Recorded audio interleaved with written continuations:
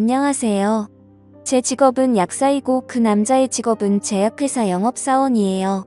혼자서 작은 약국을 개업하고 이것저것 힘든 일이 많았는데 그때마다 제 손과 발이 되어주며 도와준 그 남자에게 어느 순간부터 마음이 가더라고요. 판칠한 키에 희고 깨끗한 피부, 넓은 어깨에 훈훈한 얼굴까지 모든 게 제 이상형이었던 남자였죠.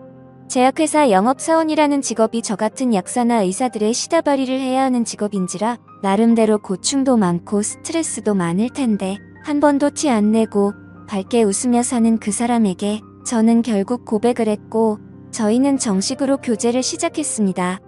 교제를 시작한 지 얼마 안 되어 저는 이 남자에게 매일 같이 결혼을 하자고 졸랐어요.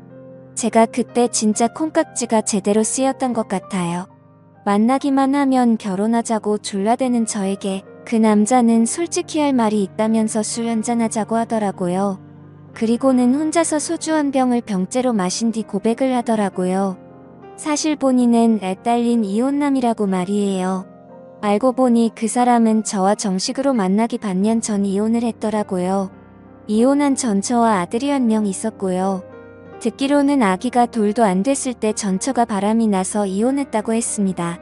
워낙 항상 밝은 모습만 보였던 사람이기에 그런 상처가 있을 줄은 상상도 못했었거든요. 그 이야기를 듣고 저는 이상하게 더 이 사람과 결혼을 하고 싶었습니다. 이 상처를 보듬어줄 사람은 저뿐이란 생각이 들어서 말이죠. 저는 초혼이고 남편보다 6살이나 어렸던지라 저희 집에서 반대가 이만저만이 아니었어요. 어릴 적부터 단 한 번도 부모님 말씀 거역한 적 없이 순종적이었던 딸이 갑자기 애 딸린 이혼남과 결혼하겠다고 남자를 데려왔으니 부모님 충격이 컸을 법도 합니다. 또 부모님은 적어도 저와 같은 직업을 가진 남자와 제가 결혼하기를 은연중에 바라셨었는데 지방 전문대를 졸업한 영업사원을 신랑감이라고 데려오니 더 못마땅하다고 하시더라고요. 저희 남편은 저희 부모님 앞에서 무릎까지 꿇어가며 저와의 결혼을 허락해주라고 빌었고 자식 이기는 부모 없다고 저희 부모님은 결국 저의 결혼을 허락해 주셨습니다. 부모님의 우려와는 반대로 저희 부부는 3년째 알콩달콩 결혼 생활 중이었습니다. 서로 직장이 있어서 평일엔 같이 집안일하고 주말엔 카페에 가거나 쇼핑을 하거나 항상 붙어 지냈습니다. 남들이 보기에도 정말 사이좋은 부부였습니다. 전처와 남편 사이에서 태어난 아들은 시어머니께서 키우셨어요. 제가 이제 아이 아빠의 아내니까 아이 새엄마잖아요. 아이 저희가 데려가서 키울게요. 라고 말씀을 드려도 어머님은 내가 어떻게 얘를 키워. 얘는 내 아이다. 내가 키워야 한다고 하셨습니다. 남편 또한 우리 준석이는 우리 엄마 아들이나 다름없어. 나도 엄마도 그렇게 생각해. 그러니까 너는 신경 쓰지 마. 라고 했고요. 준석이는 전처와 남편 사이에서 태어난 아이의 이름입니다. 저는 그런 말들이 저를 배려하기 위해 하는 말이라 여겼고 그들의 배려에 감사했습니다. 저는 대신 자주 아이를 보러 결혼 전에도 결혼 후에도 어머님 집에 아이 먹을 것과 선물들을 가지고 갔었습니다.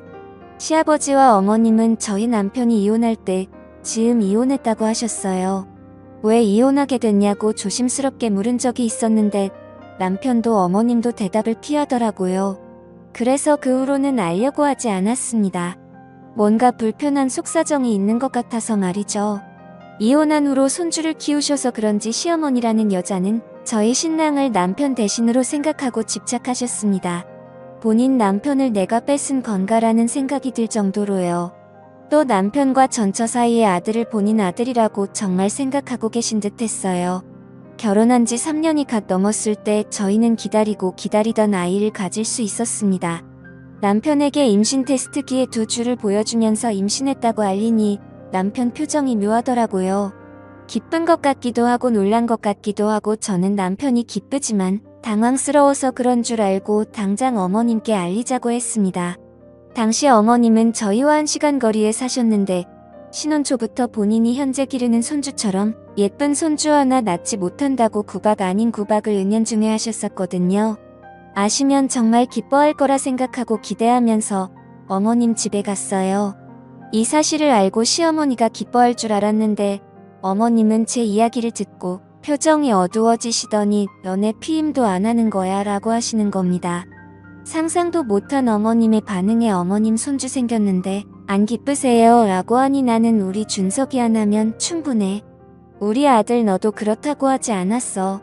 너 엄마한테 이제 준석이 말고 자식 가질 생각 없다고 했었잖아 라고 하시면서 남편을 바라보시더군요. 솔직히 저는 남편이 엄마 왜 그래 그래도 축하해줘야지 라면서 화를 낼 줄 알았어요. 그런데 어쩔 줄 몰라 하며 맞아 엄마 나는 준석이 하나면 충분해 라고 하는 겁니다.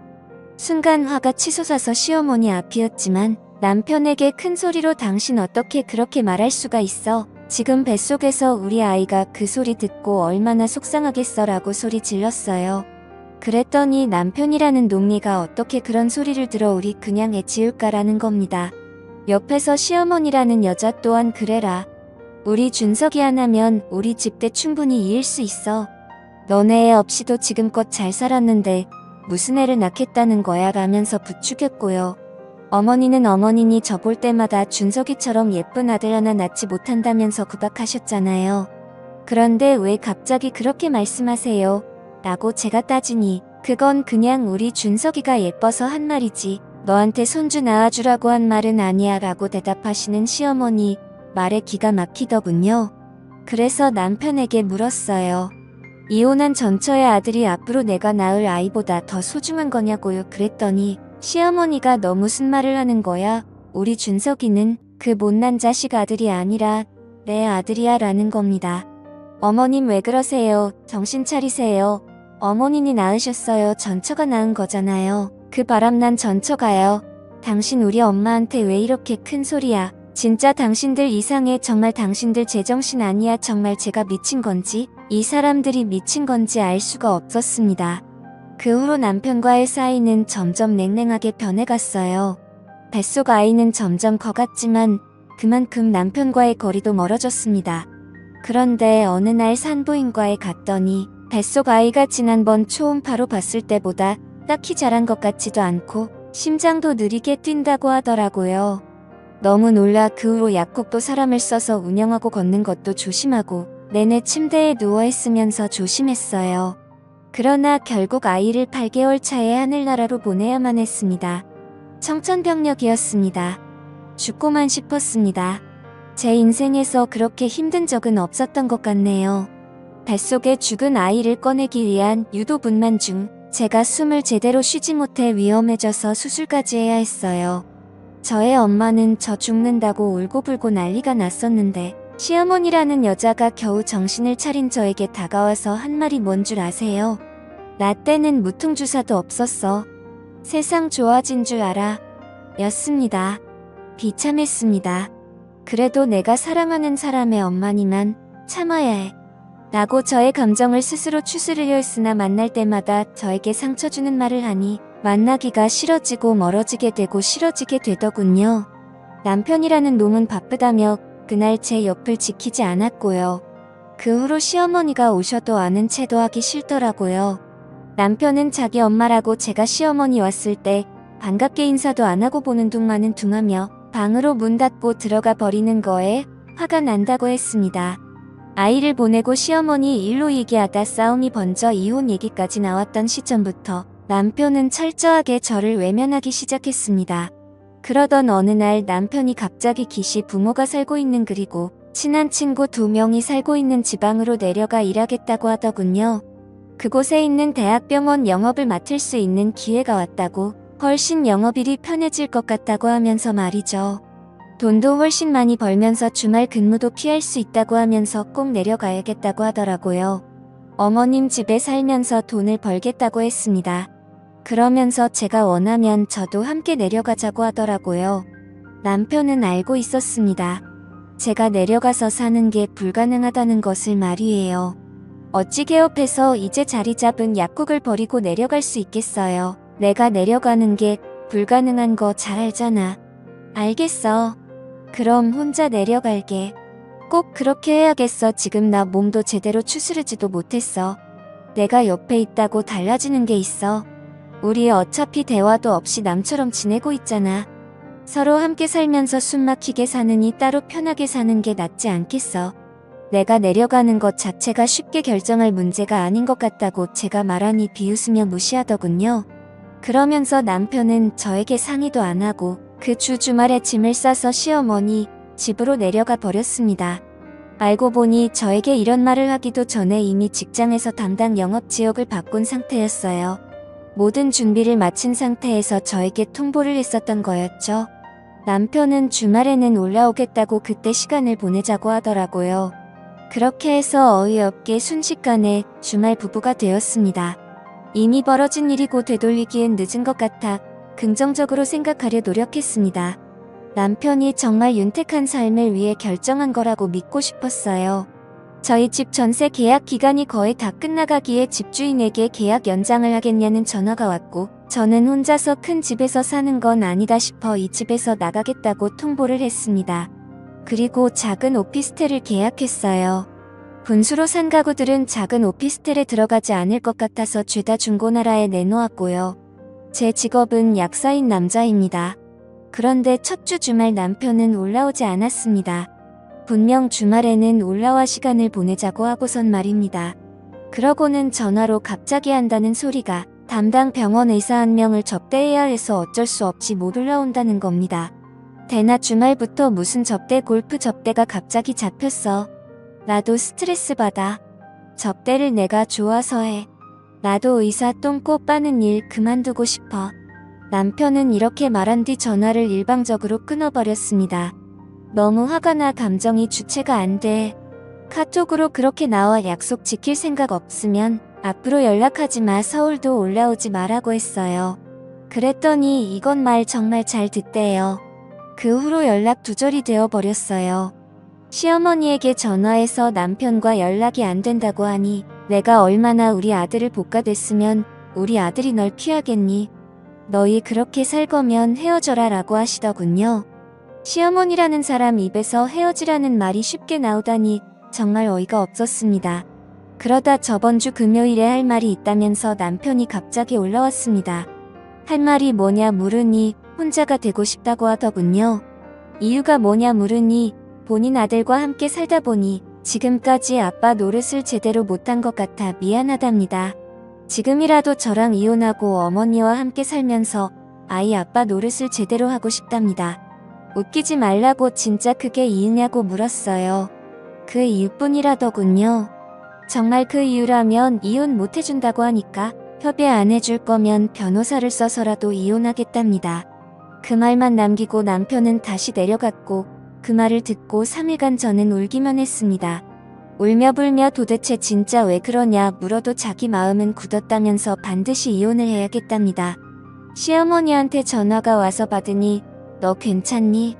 미안하지만 우리 아들이랑 이혼해라 라고 하시더군요. 그 말 듣고 진짜 서러워서 꺼이꺼이 울기만 했습니다.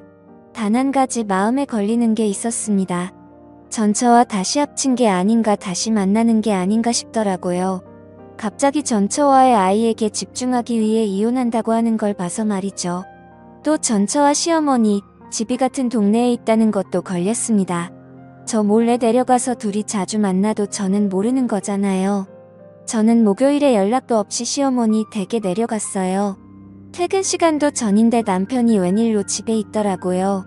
갑자기 남편 폰을 뺏어서 문자와 카톡 내역을 뒤졌습니다.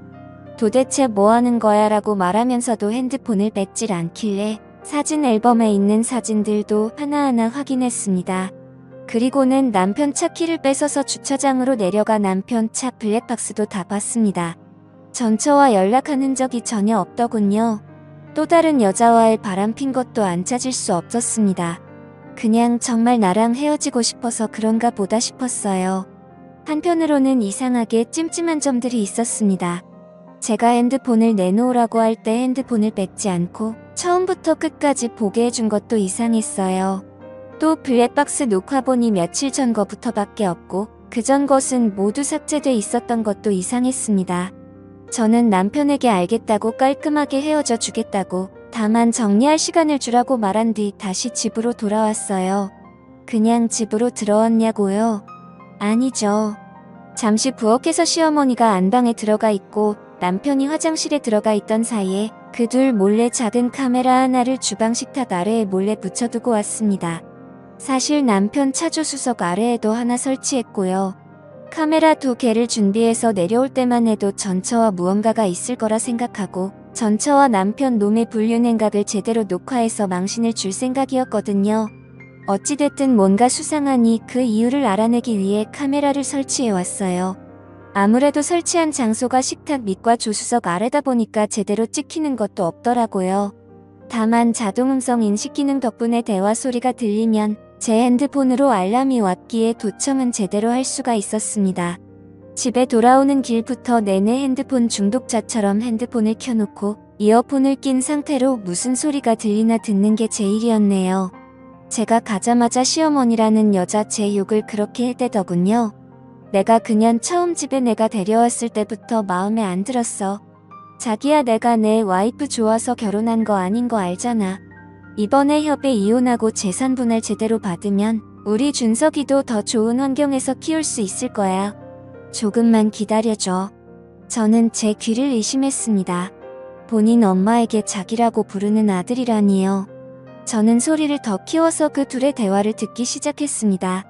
내가 지금까지 참고 참았는데 나한텐 분명히 1년도 안 살고 이혼할 거라고 했잖아. 그런데 왜 아기까지 가져? 그년이랑 결혼해도 부부처럼 안 지낸다며. 그년이랑 안 하고 나랑만 한다고 했던 약속도 어겼잖아.